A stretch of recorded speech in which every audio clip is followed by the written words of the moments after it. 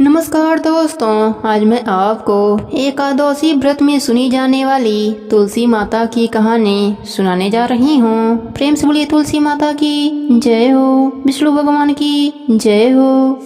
एक समय की बात है, एक गांव में एक ननद और भौजाई रहती थीं। घर के सभी लोग बेटी को बहुत लाड से रखते थे, परंतु उसकी भाभी अपने ननद से बहुत जलती थी। एक दिन बहू ने अपने सास से कहा, माँ जी, आप अपने बेटी से घर का काम काज क्यों नहीं कराती? पराये घर जाएगी तो बहुत दुख पाएगी। परंतु सास ने कहा कि यह तो बहुत छोटी है, बड़ी हो जाएगी तो सब सीख जाएगी। बेटी का नाम रानी था। वह जब से समझदार हुई थी तभी से तुलसी माता की पूजा किया करती थी। तुलसी सींचती थी, सुबह शाम घी का दीपक लगाती थी। तुलसी जी की पूजा करने के बाद ही वह खाना खाया करती थी।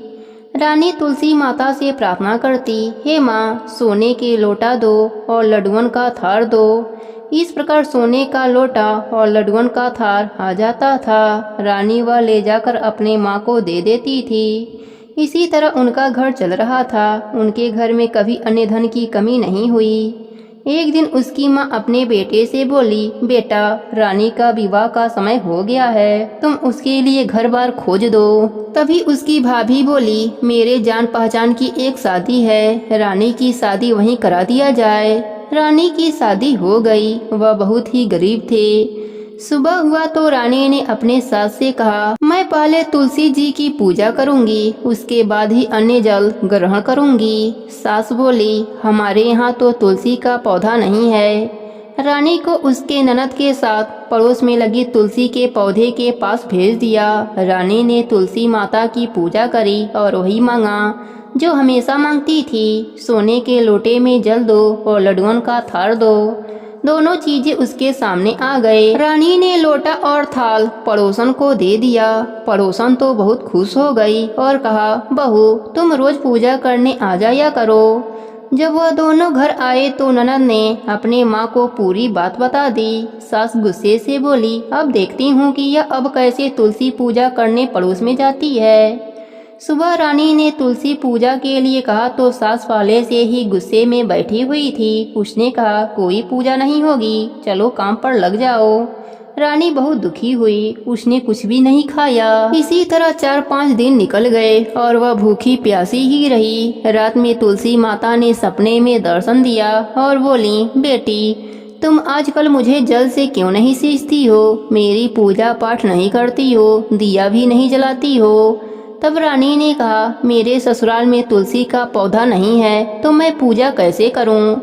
तब तुलसी माता ने कहा, उठो और घर के आंगन में देखो, वहाँ तुलसी का पौधा है। रानी जब सुबह उठी तो उसने देखा, सच में आंगन में तुलसी का पौधा था और उसमें हीरे मोती लटक रहे थे। वह बहुत खुश हुई और पूजा की थाली लेकर आई और जल से तुलसी माता को सींचा, घी का दिया लगाया, परिक्रमा करी और उसने कहा, हे माँ, सोने के लोटे में जल दो और लड्डुअन का थार दो। दोनों चीजें उसके सामने आ गए। बहू ने ले जाकर वह दोनों चीजें अपने सास को दे दिया। वह चकित होकर पूछा, यह सब कहाँ से आया?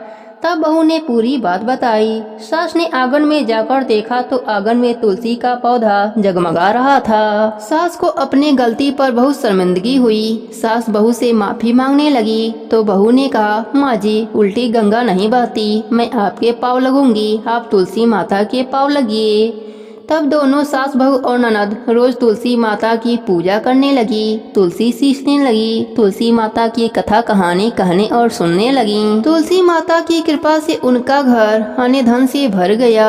हे तुलसी माता, जैसे आपने रानी पर अपनी कृपा करी, वैसे ही अपने सभी भक्तों पर अपनी कृपा बनाए रखना, सबके व्रत को पूर्ण करना। प्रेम से बोलिए तुलसी माता की जय हो, विष्णु भगवान की जय हो।